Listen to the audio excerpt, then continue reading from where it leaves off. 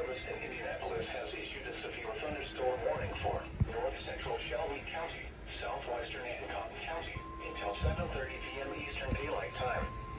At 6:53 p.m. Eastern Daylight Time, a severe thunderstorm was located 8 miles southwest of Greenfield, or 13 miles east of Indianapolis, moving southeast at 20 miles per hour.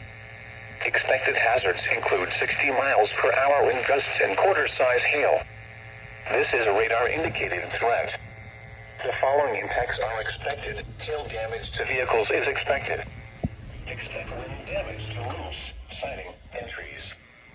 This severe thunderstorm will remain over mainly rural areas of north central Shelby and southwestern Hancock counties. For your protection, move to an interior room on the lowest floor of a building. Repeating, a severe thunderstorm warning has been issued until 7:30 p.m. Eastern Daylight Time for the following counties in Indiana: Hancock and Shelby,